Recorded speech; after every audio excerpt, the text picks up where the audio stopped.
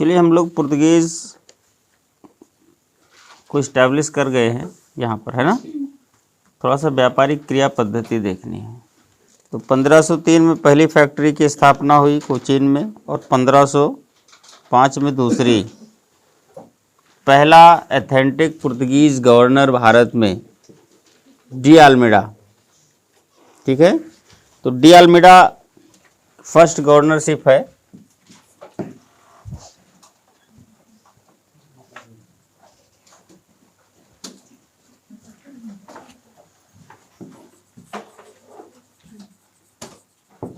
(1505 to 1509)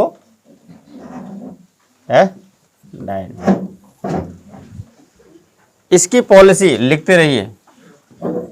इसने जो announce किया अपनी पॉलिसी, व्यापार कैसे करना है, वह है ब्लू वाटर पॉलिसी।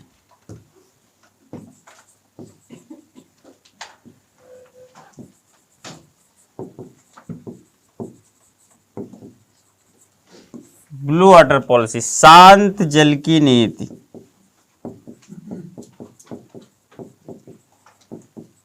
क्या है ये? शांत जल की नीति मतलब इस तरीके से व्यापार करने के लिए अपने आप को मतलब अनाउंस किया कि हम ऐसे व्यापार करेंगे, ठीक है। अब ये है क्या? ये है डी अल्मीडा की पॉलिसी, जो मैं पहले ही बता चुका हूँ, ठीक है। शांत जल की, जल व्यापार सब समुद्र में होने थे, सारे व्यापार तो विदेशी और समुद्रिक व्यापार है। तो उसने सबसे पहले कह दिया कि इस व्यापार में जो भी हमको राइट है उसमें हम झगड़ा नहीं चाहते, हम अपना काम करेंगे, लोग अपना काम करें, ना हमें डिस्टर्ब करना है और होना भी नहीं है, ठीक है। तो ये इसका अनाउंसमेंट है, क्लियर। लेकिन इसके विरोधी कौन है? इसके विरोधी कौन है? इसके विरोधी हैं मुस्लिम।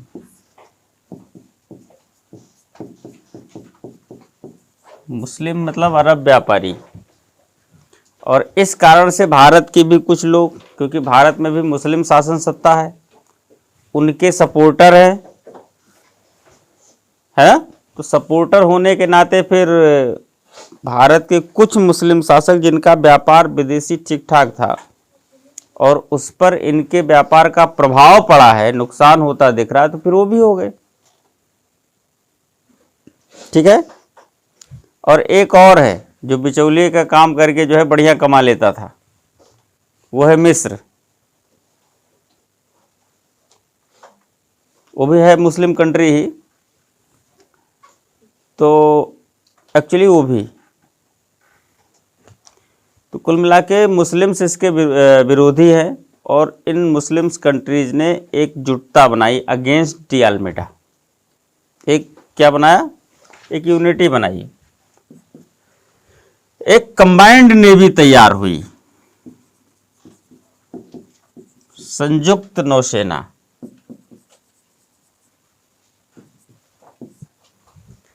जिसमें शामिल थे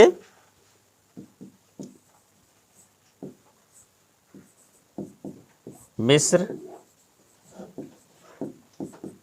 फिर इसमें शामिल है, और कौन हो सकता है? टर्की,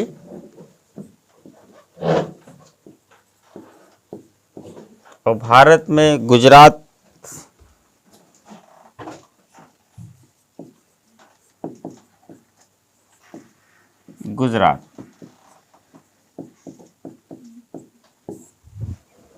ये कंबाइंड नेवी बनी अगेंस्ट डी अल्मीडा की। ये संयुक्त मुस्लिम नौसैनिक बेड़ा कहा जाता है।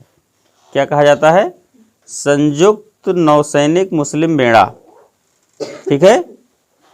तो ये मुस्लिम नेवी है जो कंबाइंड है, और ये तीन लोग उसके एलिमेंट है, तीन उसके जो है सहयोगी हैं, कोऑर्डिनेटर है एक दूसरे के, है ना। अगेंस्ट डी अल्मीडा आए, अटैक किया। दो अटैक होता है। पहला अटैक होता है 1508 में 1508 में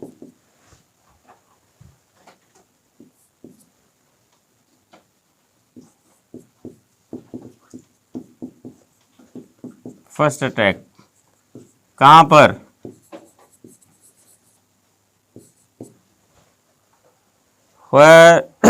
कहां?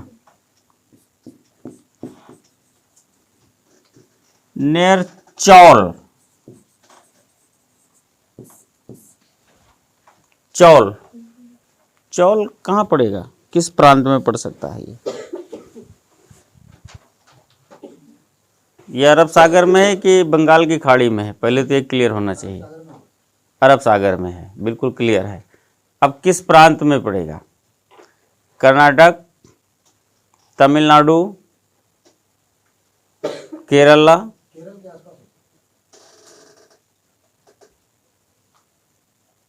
लड़ाई हो रही पुर्तगालियों से, कहाँ हो सकती है?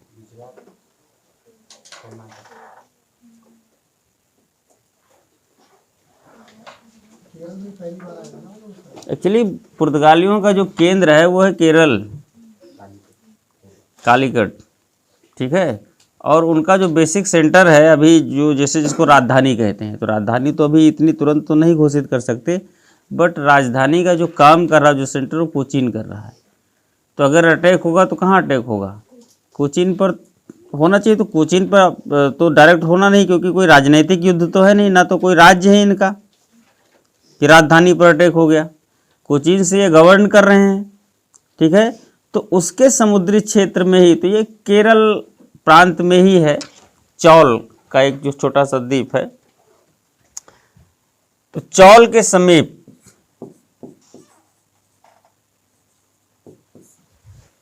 ये अटैक हुआ और इस अटैक में डी आल्मेडा पराजित हो गया। एक्चुअली वो बहुत अवेयर नहीं था, ठीक है।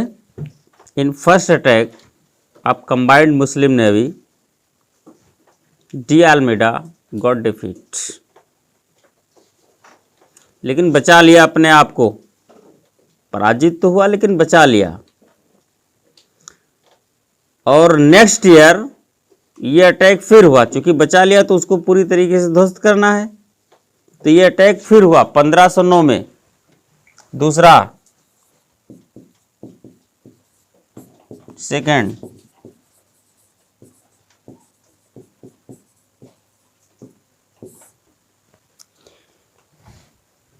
ठीक है। यही ज़्यादा महत्वपूर्ण है।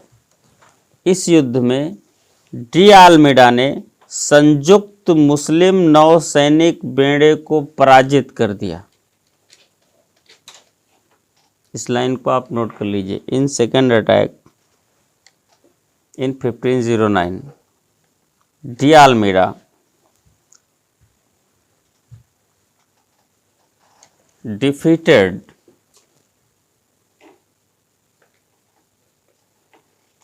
to combined Muslim नेवी,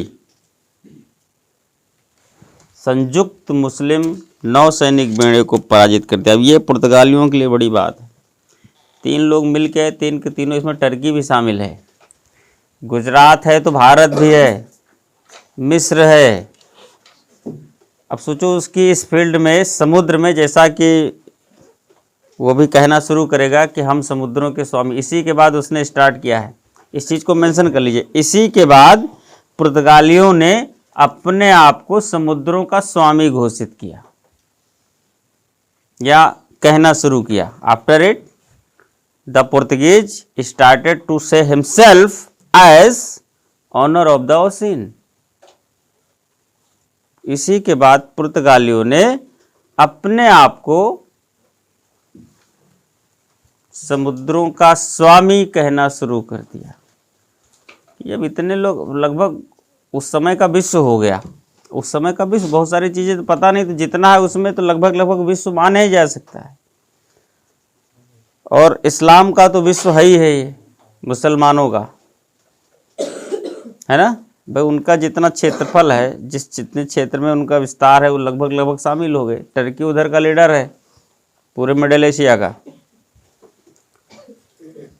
तो इसके बाद पुर्तगालियों ने अपने आप को समुद्रों का स्वामी कहना शुरू कर दिया या घोषित किया। ठीक है, लिख लिया, समझ में आ रहा ना? इसमें ऐसा कुछ कठिन जटिलता नहीं है जो ना समझ में आए, बिल्कुल क्लियर है। अब इसका इफेक्ट आप देखिए कि इसका इफेक्ट जो है वैश्विक पड़ा, इंटरनेशनल ट्रेड पर पड़ा, अंतरराष्ट्रीय व्यापार पर है। यूरोपीय जितने लोग अन्य व्यापारी तैयार हो रहे हैं वो सब सावधान हो गए। तैयार तो बहुत लोग हो रहे हैं इधर से व्यापार करने के लिए, लेकिन सब लोग सावधान हैं कि समुद्र में पुर्तगालियों से पंगा नहीं लेना है। और एक जो कल चर्चा हो रही थी इस पर, एक जो भ्रम, एक जो भय लोगों में व्याप्त है कि समुद्र में पुर्तगालियों से ज़्यादा कोई ताकतवर नहीं है, वो यहीं पर बन रहा है। वो चाहे अंग्रेज हो, फ्रेंच हो, ब्रिटिश हो, डेनिश हो, जो भी हो, सबके सामने एक भय है, समुद्र में एक डर है। वो तुरंत संघर्ष नहीं करना चाहते पुर्तगालियों से, और पुर्तगालियों को थोड़ा इस व्यापारिक फील्ड में मनमाना करने का अवसर भी मिल गया। तो इस व्यापार में कुछ तो उनको अधिकार मिले और कुछ बिना अधिकार और बिना परमिशन के वो अपना व्यापार करते रहे, मनमाना व्यापार। भारत के संदर्भ में देखा जाए तो भारतीय जो शासक वर्ग है वो चाहकर भी उस पर बैन नहीं कर सकता था, क्योंकि फिर बैन करने, अगर ऑर्डर दे बैन और नहीं हो रहा है तो फिर सेना लेके जाए, नहीं तो फिर कहने का मतलब ही क्या है। इसलिए उन्होंने कहा ही नहीं, वो जानते हुए भी कि गलत व्यापार हो रहा है, शांत बैठे रहे। ये इसका इफेक्ट है। ठीक है, तो 1509 में जो पुर्तगालियों की ख्याति, एक क्रेडिट बनी व्यापारिक इस फील्ड में, इसी के बाद अल्फांसो डी अल्बुकर्क अगला गवर्नर बन के आता है। अगला गवर्नर है Alphonso de Albuquerque.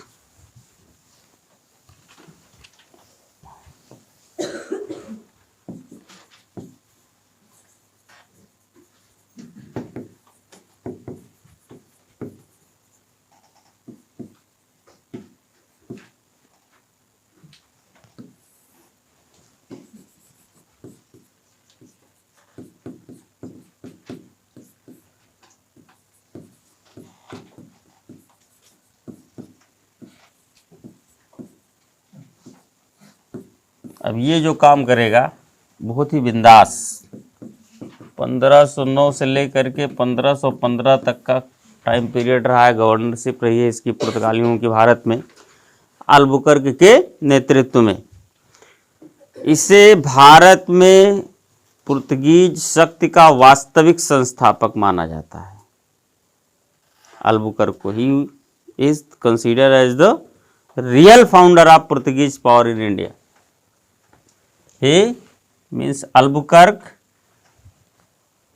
is considered as the real founder of Portuguese power in India। इससे भारत में पुर्तगीज शक्ति का वास्तविक संस्थापक माना जाता है। कैसे? अब पॉइंट आउट करते जाइए एक एक चीज।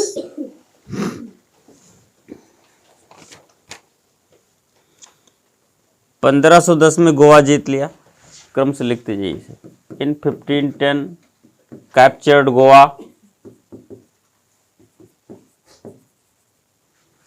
किससे, किसके अधीन है गोवा? बीजापुर, फ्रॉम बीजापुर, बीजापुर से गोवा जीत लिया। 1511 मलक्का,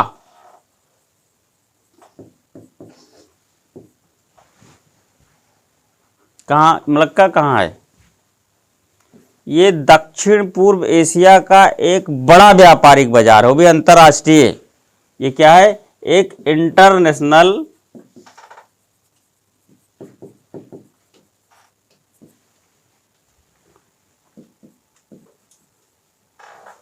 ट्रेड मार्केट है ऑफ साउथ ईस्ट एशिया, दक्षिण पूर्व एशिया का एक अंतरराष्ट्रीय व्यापारिक बाजार है। ठीक है, मलक्का। तो कुल मिला के जितने लोग व्यापार उधर से कर रहे हैं साउथ ईस्ट एशिया में, क्योंकि वो भी व्यापार का एक बड़ा सेंटर है। भाई मसाला प्राप्त करना बड़ा उद्देश्य था, और मसालों का तो बड़ा केंद्र साउथ ये इंडोनेशिया ही तो है, उसको मसाला द्वीप कहा जाता है। हालांकि भारत में भी मसाले हैं, लेकिन सबसे ज़्यादा उधर ही हैं, तो इसलिए सबसे पहले लोग उधर ही गए। पुर्तगाली भले भारत में सबसे पहले आए, एंट्री किए, लेकिन इनका भी मसालों के रिगार्डिंग अगर व्यापार देखा जाए तो ये उधर ही अपने आप को स्थापित करने की कोशिश किए हैं।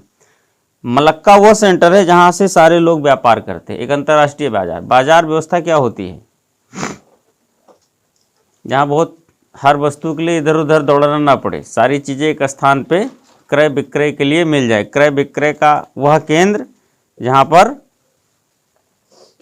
समस्त उत्पाद दोनों उद्देश्यों से, क्रय के लिए भी और विक्रय के लिए भी अगर प्राप्त होते हो तो उसको आप मार्केट कह सकते हैं।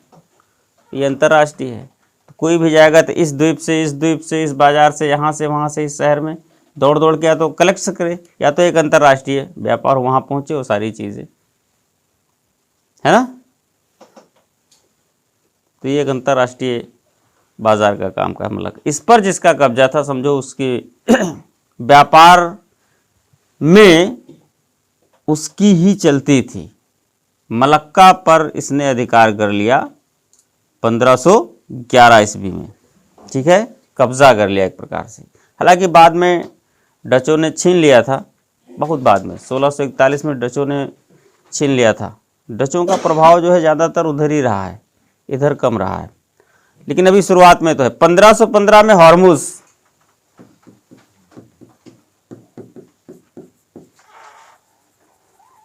हॉर्मुज पूछा जा चुका है एक बार,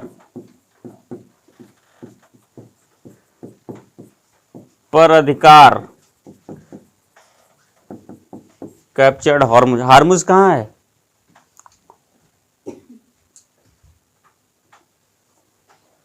सुना है हॉर्मुज?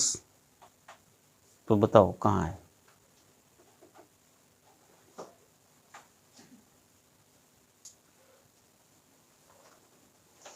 नहीं,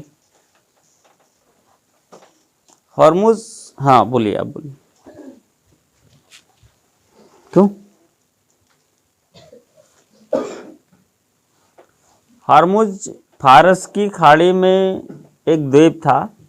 एक्चुअली ये वो द्वीप था फारस की खाड़ी में स्थित जो मीडिएटर का काम कर रहा था, बिचौलिए का काम कर रहा था। जैसे मैक्सिमम जो व्यापार है उधर का, अगर आप उस पहले तो यूरोप का भी अरब पर्शियन गल्फ से ही हो रहा था, अब अगर अरब व्यापार को लोग प्रमोट कर रहे हैं तो भी पर्शियन गल्फ ही मेन है। ठीक है, तो उधर पूरे मध्य एशियाई व्यापार के लिए या मध्य एशिया के रास्ते व्यापार के लिए हॉर्मुज बहुत इंपॉर्टेंट था। और हॉर्मुज किसके कब्जे में था, किससे जीता होगा इसने?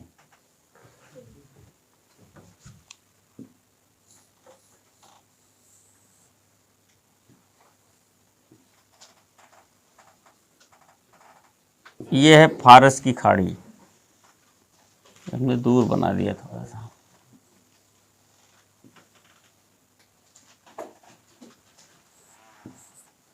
है ना। ये पर्शियन गल्फ है, यहीं पर स्थित था हॉर्मुज द्वीप आइलैंड।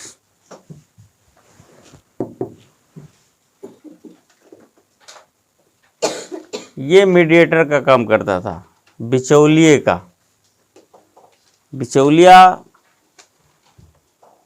एक्चुअली थोड़ा बहुत बीच का व्यापार का एक थोड़ी हिस्सेदारी तो उसकी भी हो जाती है, लेकिन व्यापार को थोड़ा आसान कर देता है। जैसे यहाँ के देशों को व्यापार करना है, कोई गया यहाँ तक पहुँचा दिया, ठीक है, इजी हुआ कि नहीं हुआ, और उसको यहाँ से यहाँ पहुँचाने का काम इनका, थोड़ा बहुत बीच में भी कमा लिए, 10 पैसा बढ़ा दिए, है ना। और दूसरी चीज रास्ता, अब मान लो जहाजें जा रही हैं तो आजकल की तो खैर दूसरी सुविधाएं दूसरे साधन से चलती हैं, ठीक है। उस समय के जो भी साधन हो, जहाजें जा रही हैं, तो अब नॉन स्टॉप तो नहीं, बीच में कहीं ना कहीं तो स्टॉप होना चाहिए जरूरत की चीजों को लेने के लिए। अगर मान लो ईंधन से चलता है तो ईंधन ही लेने के लिए बीच में कोई ना कोई स्टॉप होना चाहिए ना, नॉन स्टॉप तो नहीं चलनी है। तो उस अकॉर्डिंग भी हॉर्मुज बहुत इंपॉर्टेंट था। मैक्सिमम जो जहाजें थी जो मध्य एशिया को जाती थी, व्यापारिक जहाजें हैं अरब व्यापार के लिए, और अगर ये यूरोप व्यापार इस रास्ते से करता था तो उसके लिए भी, तो ये बिचौलिए का काम करता था। कौन? हॉर्मुज। हॉर्मुज पर जिसका कब्जा है, इस व्यापार पर मैक्सिमम नियंत्रण, जो इस गल्फ से होकर, पर्शियन गल्फ से होकर के जो व्यापार हो रहा है, मैक्सिमम नियंत्रण उसी का है। किसके अधिकार में है ये? पुर्तगालियों से पहले इसके सबसे बड़े दुश्मन के अधिकार में है, अरब, क्योंकि उसकी खाड़ी है, उसके देशों के अधीन है, ये मुसलमानों के अंडर में है, मुस्लिम कंट्रीज के अंडर में है। और इसके कारण, यही तो कारण उधर कुस्तुनतुनिया वहां बैंड किए। अच्छा, इस समय आ जाइए यहां तक 1500-1600 में। अब इस पर जिसका अगर कब्जा हो गया तो वो चाहे तो किसी के भी जहाज को न जाने दे, भाई हम तुमको इधर नहीं देंगे, यहां रुकने नहीं देंगे। यही तो है। तो एक जो व्यापार को बैन करने का एक माध्यम था, ये था। पुर्तगालियों ने 1515 में, यानी इसमें अल्बुकर्क का नाम आता है, उसने हॉर्मुज को जीत लिया। अब ये रास्ता जो अभी तक बैन था, खुल गया कि नहीं खुल गया? इधर से खुल गया ना, छोटा सा रास्ता जो था, फारस की खाड़ी पर अधिकार हो गया। ठीक। हालांकि बाद में, बहुत बाद में 1628 के आसपास अंग्रेजों ने इस पर कब्जा कर लिया। कुल मिला के भले अंग्रेजों ने रहा यूरोपियों के हाथ में, फिर एशियन के हाथ में नहीं आया। ठीक है। तो पुर्तगालियों से अंग्रेजों ने छीन लिया। 1515 नोट किया। ये कुछ बेसिक क्षेत्र हैं व्यापार के, जिस पर कब्जा करके अल्बुकर्क ने पुर्तगीज व्यापार को और अधिक सुदृढ़ बनाया, नहीं कंसोलिडेट किया। ठीक। क्षेत्र विस्तार हुआ, व्यापारिक हो गया। इसके बाद उसने क्या किया? अच्छा, कोचीन, केरल का कोचीन, कन्नूर, ये सब तो है ही है। हो गया इतना? Okay.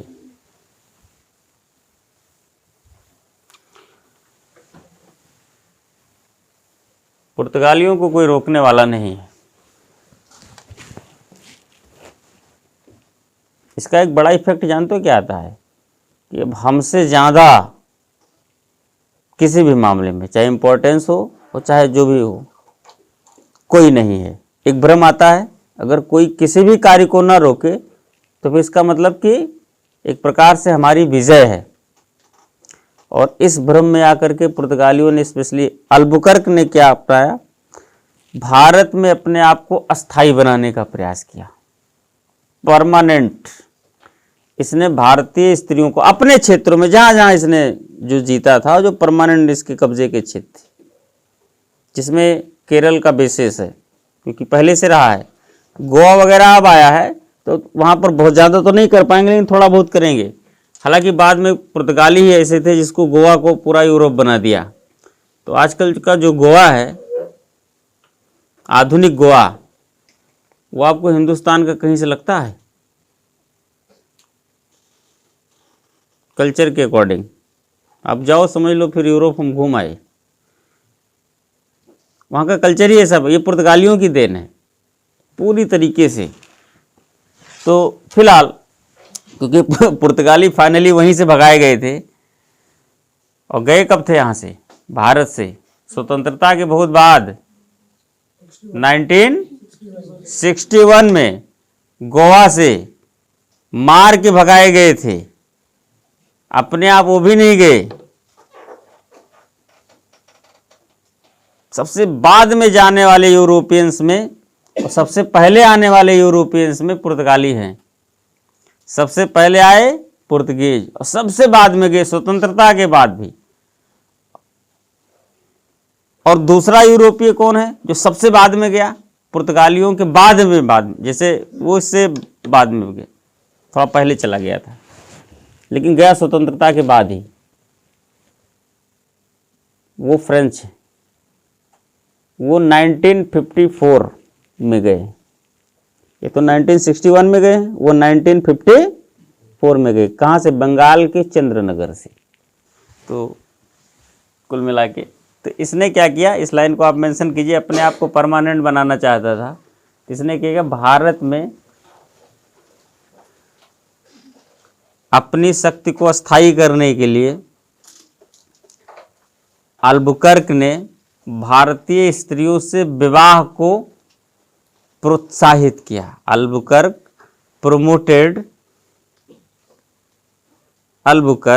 promoted the marriage with Indian women in his field, अपने क्षेत्र में, to make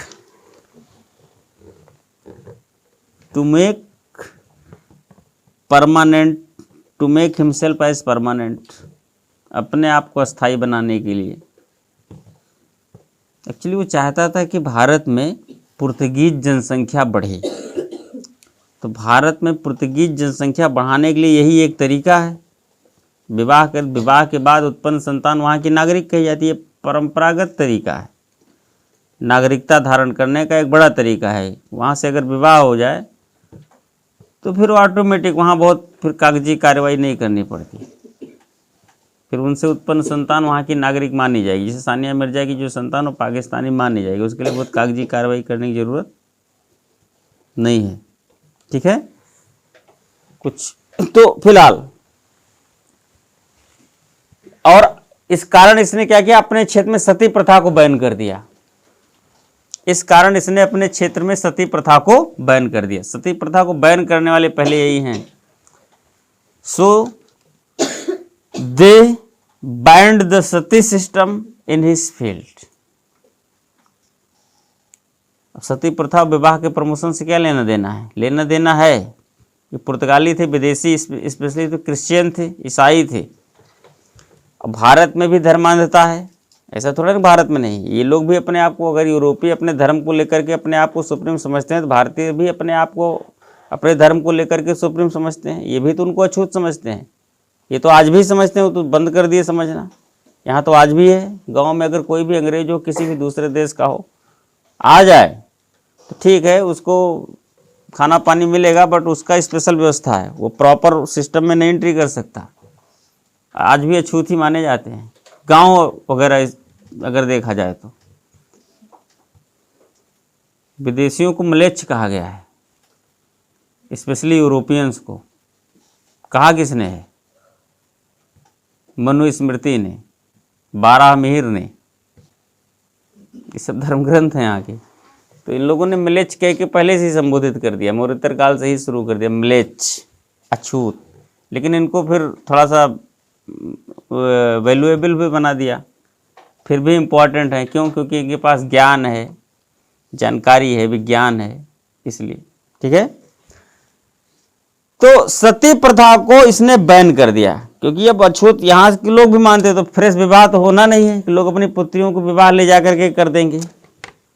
और सती प्रथा में सती होने वाली महिलाओं की स्थिति बहुत खराब थी, विधवा महिलाओं की स्थिति बहुत खराब थी। वो तो मतलब उसके आत्मा से पूछो तो कितनी तकलीफ दे थी। जिसके पति की मृत्यु हो गई है, अकाल मृत्यु, और उसे सती होना है, उससे पूछो कि वो तो जीते जी मर गई, तो पत्थर की मूर्ति बन जाती थी, कोई जवाब सवाल नहीं निकलते। उसको पता है कल उसको आत्मदाह कर लेना है, परसों उसको आत्मदाह कर लेना है, ऐसा सोच के शब्द निकलेगा जुबान से, ऐसा भय पहले से बना रही।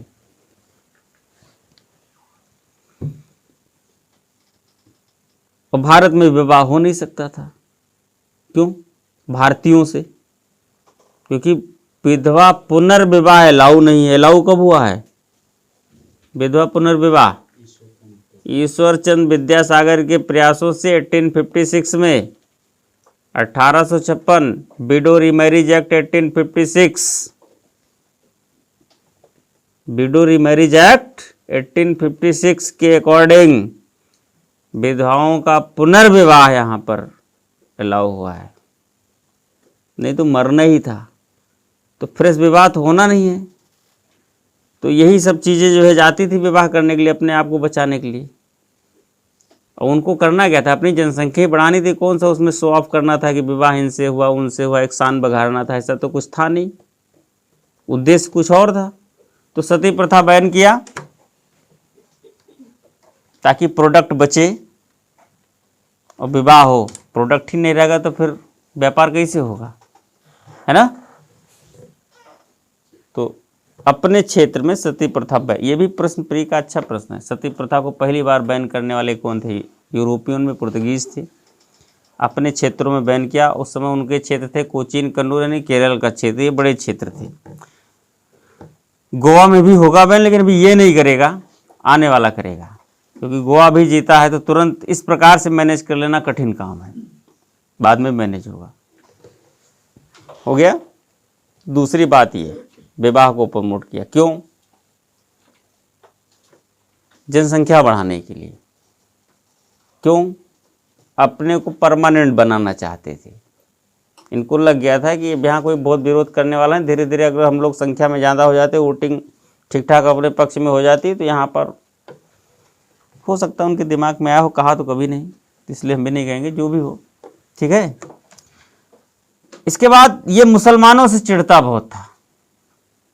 अलबुकर की सबसे खास बात, मुसलमानों से बहुत घृणा करता था। मतलब मुसलमान अगर नाम सुन ले, अगर मोहम्मद टाइप का सुन लिया इसने, तो उसकी सीधे हत्या, बहुत सारे मुसलमानों की हत्या कर, ना केवल मुसलमानों की हत्या, उनकी स्त्री बच्चों की भी हत्या करवा दी, जहां पर इसका प्रभाव था बहुत। अब आप सोचो, भारत में शासन किसका है?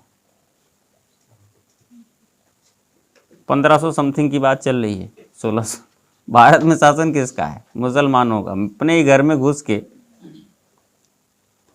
अपने ही शासन सत्ता के खिलाफ किसी भी भ्रम में आके, पंगा गलत हो रहा है कि नहीं हो रहा है? पंगा इसने गलत तो ले लिया। जैसे पुर्तगालियों के पतन के बारे में जब पूछा जाता है क्या बड़े कारण थे, तो एक सबसे बड़ा कारण यह था, धार्मिक रूप से कट्टर। पुर्तगाली धार्मिक रूप से कट्टर बहुत थे, ईसाइयत को बहुत फैलाना चाहते थे, हिंदुओं के खिलाफ तो सबसे ज़्यादा तो मुसलमानों के खिलाफ थे। उस समय भारत में मुस्लिम शासन था। अब सूचना मिलेगी दिल्ली सरकार को अगर कि कोई है ऐसा भारत में कर रहा है, सोचो क्या हालत हो सकती है। तो ये पतन के कारण बना कि नहीं बना? तो कुल मिलाकर के इसने अपने क्षेत्र में मुसलमानों से बहुत घृणा करता था, हेटेड मैच टू मुस्लिम्स, और अपने क्षेत्र में बहुत सारे मुसलमानों की हत्या करवा दी। And he made murder many of the Muslims in his field.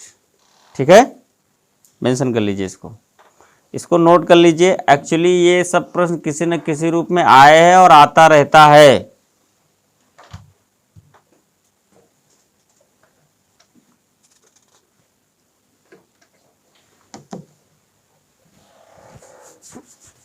Nino de Cunha अगला। इसके बाद कोई नेक्स्ट अगर इंपॉर्टेंट गवर्नर है पुर्तगालियों का, तो वो है नीनो डी कुन्हा।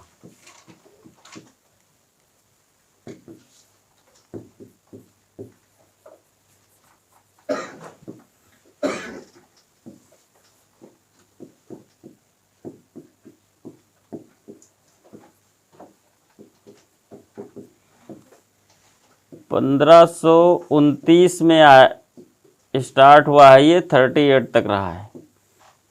मतलब उसके बाद कोई अगला इंपॉर्टेंट गवर्नर है, तो ये बीच में एकाध कोई और रहा होगा, इंपॉर्टेंट नहीं है इसीलिए नहीं है उसका बहुत ज़्यादा चर्चा। ठीक है, जो कुछ करेगा नाम उसी का होगा, जो नहीं करेगा उसका कौन सा नाम लेगा।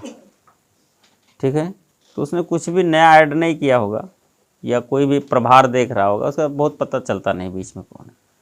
तो Nino de Cunha 1529 to 38 important आदमी था। इसने विस्तार भी किया है और कुछ चेंज भी किया है। बाबरनामा में इसका नाम मिलता है। बाबरनामा में नीनो डी कुन्हा का नाम मिलता है, लेकिन बाबरनामा में मिलेगा तो कुछ बदल के ही मिलेगा, वैसे तो मिलना नहीं है। तो बाबरनामा में इसका नाम अनवर मिलता है। बाबर का लिख लो, लेकिन नाम बदल दो, अपने हिसाब से कर दो। बाबरनामा किसकी लिखी हुई पुस्तक है? बाबर की स्वयं की, उसकी आत्मकथा है, ऑटोबायोग्राफी है, तुझ के बाबरी या तबकात बाबरी है या बाबरनामा। तो बाबरनामा में इसका नाम अनवर मिलता है, ये मेंशन कीजिए। हिज नेम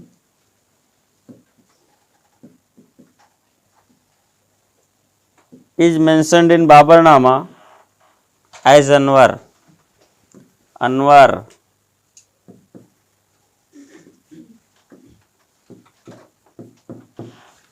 बाबरनामा में इसका नाम अनवर मिलता है। सबसे पहला काम इसने किया, राजधानी यानी सेंटर कोचीन से गोवा स्थानांतरित की। First he transferred is centre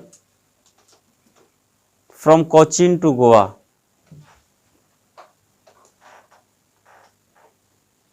transferred his centre from Cochin to Goa.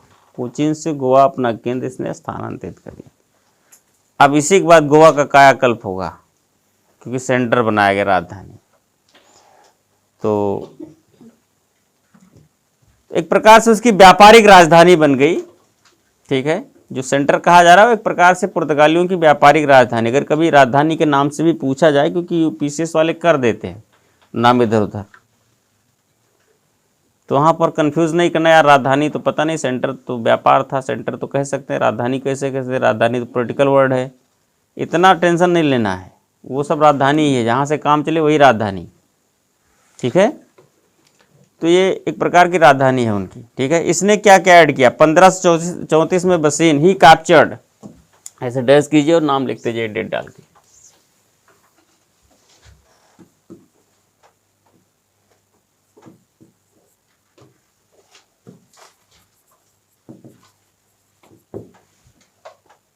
ऐसे कीजिए 1534 बसीन, 1534 में बसीन। बसीन किस राज्य में है? बसीन है ना, आइलैंड है, और आइलैंड है ना, बसीन द्वीप है। किधर है? अरब सागर में, बंगाल खाड़ी में? अरब सागर में। पुर्तगालियों का जितना काम होगा सब अरब सागर में होगा, बंगाल खाड़ी तो को पहुंचे नहीं। गुजरात में है बसीन। जैसे किनारी जो राज्य हैं, तटीय राज्य हैं, तटीय राज्य गुजरात से उठो, गुजरात फिर नीचे आओ महाराष्ट्र, फिर उसके नीचे आओ कर्नाटका, फिर उसके नीचे आओ केरला, यही तो है क्रम से। तो उसके राज्य क्षेत्र में समुद्री क्षेत्र भी तो आते हैं। तो जितना समुद्री क्षेत्र आता है उसमें जो आइलैंड्स हैं, द्वीप हैं, तो उसमें पर्टिकुलर राज्यों में बटे हुए कौन सा द्वीप किस राज्य से हैं, तो बसीन गुजरात में है। ठीक है, तो 1534 बसीन, 1535 दीव,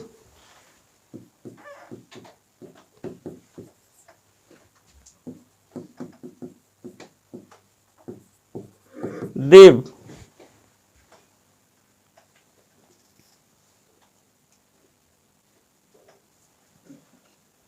और इसी समय तमिलनाडु के सेंट थोमे और बंगाल के हुगली पर भी पुर्तगालियों का अधिकार हो गया। इसी समय में अप्रॉक्स 35-36, एग्जैक्ट नहीं इसलिए नहीं लिखे, बस इसी समय लिख के छोड़ दीजिए। और इसी समय at this time Portuguese also captured the Saint Thome at Tamil Nadu. Saint Thome Tamil Nadu के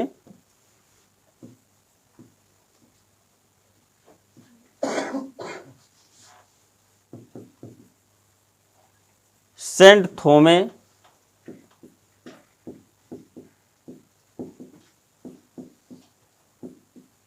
और बंगाल के हुगली पर अधिकार हो गया। इसी समय पुर्तगालियों का तमिलनाडु के सेंट थोमे और बंगाल के हुगली पर अधिकार हो गया। And this time and now this time Portuguese also captured the Saint Thome in Bengal and Hooghly in Bengal.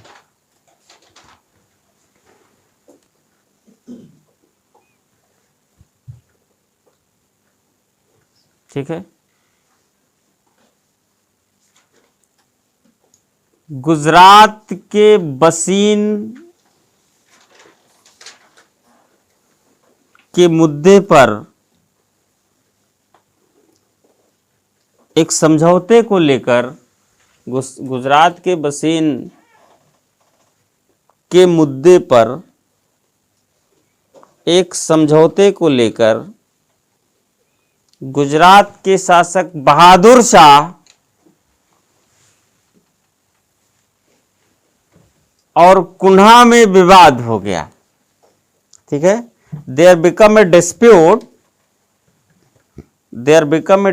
Between Cunha and the ruler of Gujarat Bahadur Shah.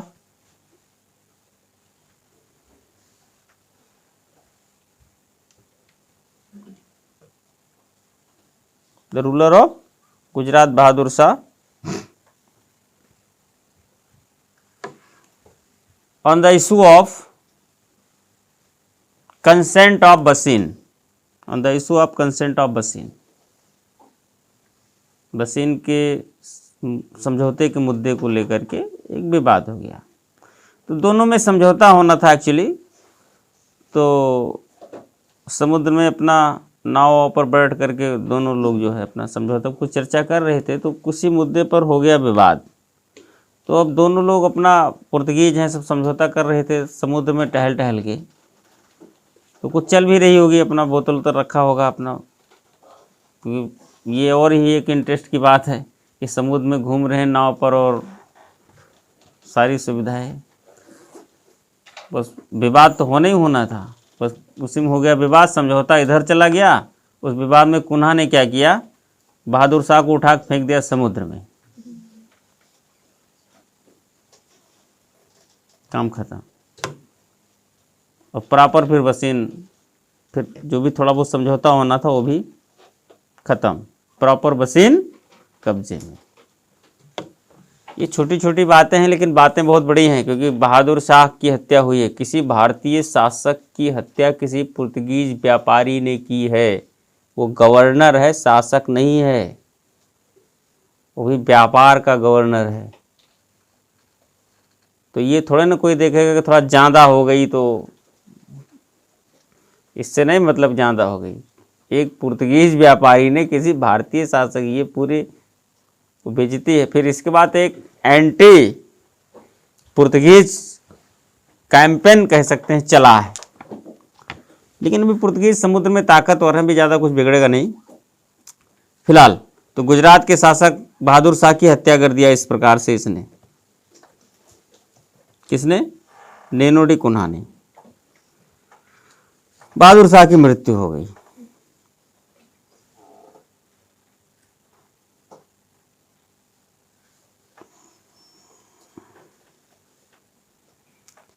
अब इसके बाद समय, तो इसका पैराग्राफ चेंज कर दीजिए।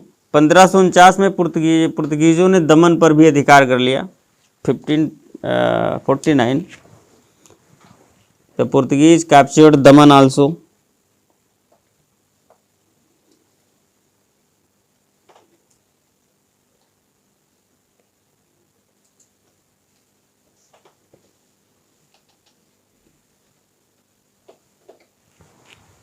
चलिए ठीक है। अब आज ये पुर्तगालियों का एक विस्तार था, एक वर्चस्व का समय था, जो इस प्रकार से है।